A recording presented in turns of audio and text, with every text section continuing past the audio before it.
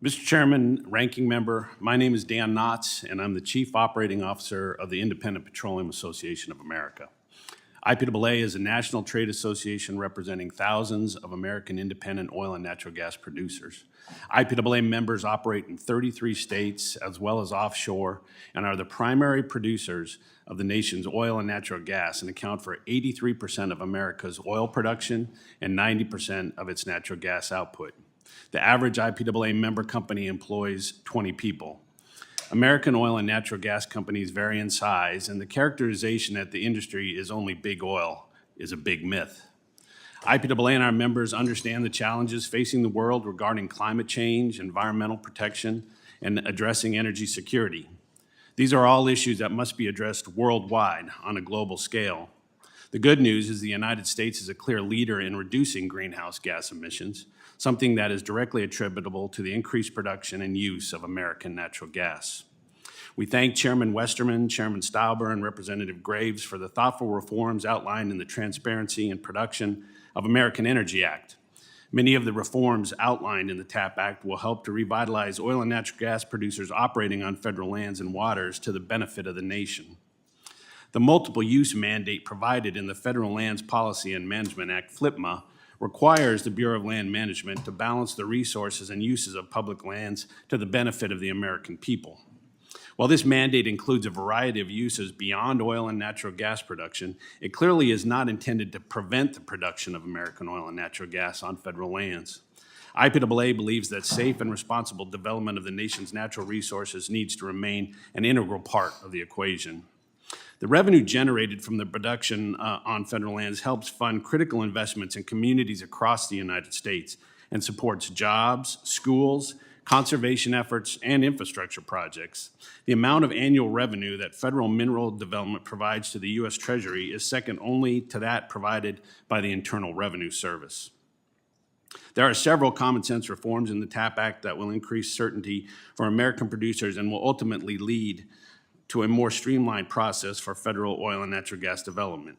While IPAA is supportive of the bill in its entirety, there are a few key provisions that I would like to highlight in my testimony this morning. IPAA supports language in the TAP Act requiring the Secretary of the Interior to resume quarterly onshore oil and natural gas lease sales. Quarterly lease sales are mandated as part of the Mineral Leasing Act that governs proper stewardship and handling of mineral extraction. The Biden administration's efforts to hinder quarterly onshore lease sales will be felt for years to come as companies typically plan their next stages of development many years in advance. IPAA also represents many independent producers operating in federal waters. As such, we support the revisions to the offshore oil and gas leasing program found in Section 107 of the TAP Act. Operating offshore is a capital-intensive endeavor. Unlike the major oil companies, independent producers often work together in a consortium with more than one company involved in a project. Federal offshore production makes up about 15% of total U.S. oil production, which is a significant component to America's energy security. Last year, the Secretary of Interior failed to act in a timely manner on the 5-year plan offshore leasing program and let it expire without another plan in place. The proposed program that closed for comment in October 2022 offered between 0 and 10 potential lease sales in the Gulf of Mexico. A leasing program that has the potential to offer no lease sales is not a leasing program. It's a federal mandate to end offshore oil and natural gas production in the United States. Oil and natural gas projects on federal lands also face months of delay due to regulatory obstacles with the National Environmental Policy Act. For example, in 2020, it took an average of 142 days to complete an APD to drill on federal lands.